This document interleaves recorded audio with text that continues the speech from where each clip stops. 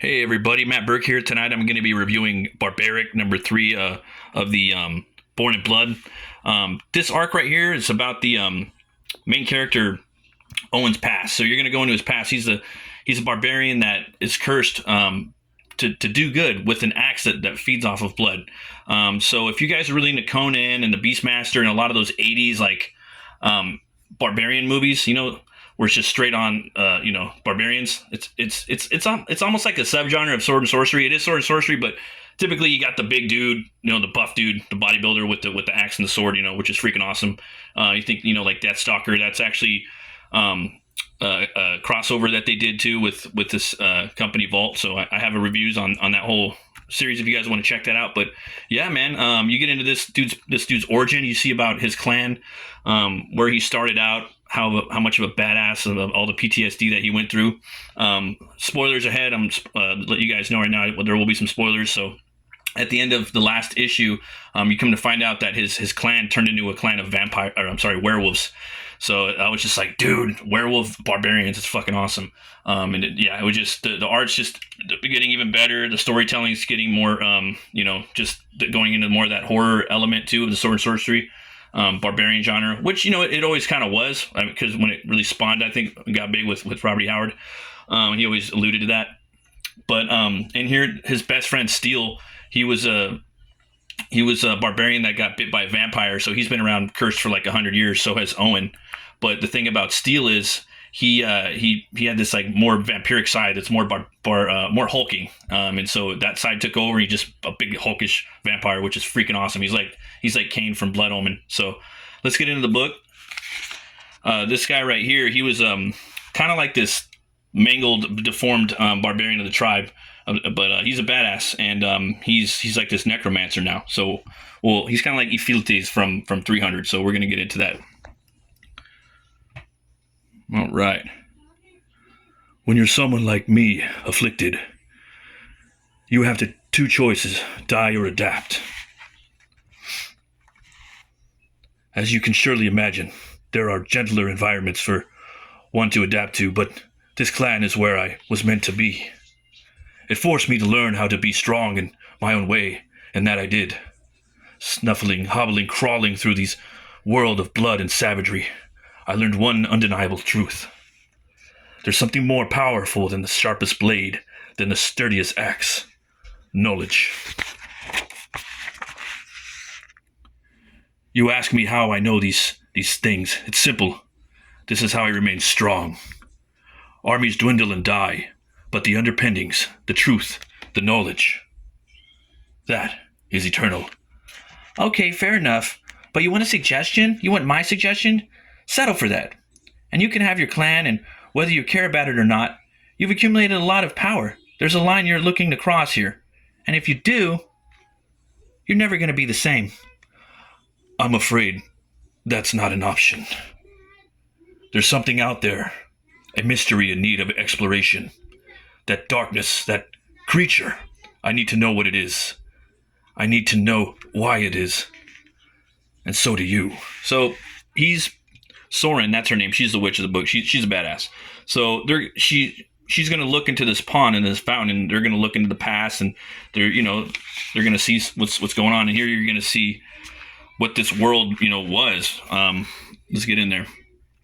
In the time before the old gods ruled, there were the power of the world since time immemorial, and then they vanished, and in their place, the age of darkness, war. Love the art in here. Love the art. It ravaged everything. It was everything, and the force that drove it, the bleak gloom, the unfathomable power, was everything and everywhere. I love the art. This artist kind of reminds me of Joe Mad a little bit, and that mixed with a little bit of Buscema's Conan. Love it. Very inspiring. It's drawing closer once again, Soren. See, there's something on top of its head. It's calling out. It's coming. What is its song? Oh, damn. So the little prophecy looks like she's going to be getting the axe again. She pulls her head out. He wants her to join him, but actually he wants to join her. He wants her to lead him, like to be her, her her main dude, her harbinger, you know, and she's like, nah, fuck that, I'm not gonna do that, you know. Then right here, we jump back to Owen and Steel, and they're about to go head to head with these werewolves, dude. That's from their old tribe, and I really love what they're doing right here. We don't have to do this. I am not the enemy. We are kin. But your ways, the old ways are gone. They are a relic. You need not be as well. Join us. Yeah, that's not gonna happen. That's not happening. It's not because you're a werewolf. It's because you're an asshole. So fuck you, and fuck your new ways. Barbarians don't turn their back on the world. The world hears us coming. And it runs. Very well, then. Have it your way. Die for your clan, as it dies with you. I think you're forgetting something. I might be a vampire, but I'm still part of this clan. Now tell me, are you gonna bark all day, little doggy? Or are you gonna bite? Kill them! Go! So I love this right here, man. I love this shot. I love the way that these big old buff, you know, werewolves look, man. Just real big and chunky, nice little half pager. And this is Steel I was telling you about. Again, if you guys want to go back, I got all the reviews for every issue of Barbaric, man. So getting a cool little fight right here, man. It's choking them out. Love werewolves, man. Who doesn't love werewolves? Werewolves are vampires, you know, like, and then this again reminds me of like Blood Omen. I love it. Steel, we can't kill all these men, even if they are werewolves. Of course we can. No, we can't. You goddamn vampire. They're still barbarians, and they're just following the king, same as we used to. Yeah, fine. I'll handle this. Just ripping the guts out. Reminds me of that new Beetlejuice commercial I seen. Can't wait for the new Beetlejuice movie, man, or Beetlejuice. They said, you don't have the guts. And he's like, oh, I got the guts. And Beetlejuice just throws they're like green to stinky guts all over the floor. I was surprised they showed that on a commercial. That movie looks crazy. Yeah, look at that, man. So cool. That would be awesome on a t-shirt, just with like a white background on a white t-shirt, like a wife beater. Doing a little palm strike right through the chest. Loving this art, man. Again, this big chunky, you know, this reminds me of like a lot of the comic book art I liked back in the aughts, you know, like, and even before that, like Joe Madden stuff, Humberto Ramos. Harry, so much hair. He's taking a bite out of the werewolves because he feeds off their blood, but he's just getting the hairballs. Here we go. You're no king. Cry all you want about this clan, or what the clan leaders did to us, but they made us men. You're nothing but a boy. Roar. I am the king, and my pack is the future. That's where you're wrong, Your Majesty. Packs are for animals. Clans are for warriors. Oh, I love that, man. It's so cool. Look at his eyes, too. The werewolf's like, oh, shit. Sorry, guys. I'm going to have to spoil this fucking page. Look at that. Oh, man. Look at that shot, dude. That's, you know, that's what we came here for. Right? So cool. And then I'm going to go ahead and skip a little bit to... Well, no, I'm going to keep going. I'm not going to spoil the whole book, but there's still a big chunk left. Can I have it? It's in my mouth. There's so much air in my mouth. Oh shit. Am I going to turn into a werewolf now? A were-axe? You drunk fucking barbarians. Your king is dead. And now a new reign begins. I am your king. All hail. Oh, hail King Steel. And I was just like, dude, that's freaking awesome. You know? Oh, fuck. He's got the hair.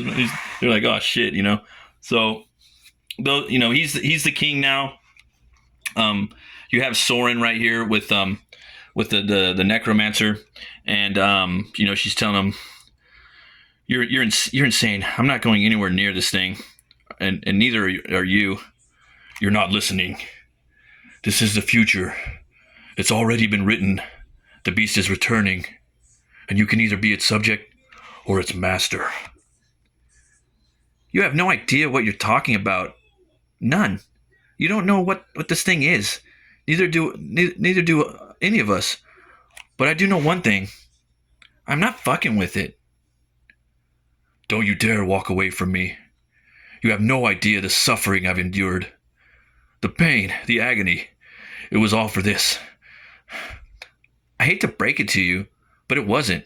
It wasn't all for nothing. No, it wasn't. If you won't take this power, then I will. So, yeah, I'm going to go ahead and, leave it right there, guys. There's still a big chunk of there's still, a big chunk of story left in there. I'd say a whole fat chapter for you, But I had to show you the spine rip and some of the action in there. This book's fucking awesome. I give it 2 horns way up. Go back and check out the reviews I did on it. And also check out some of these other books they got from Volt.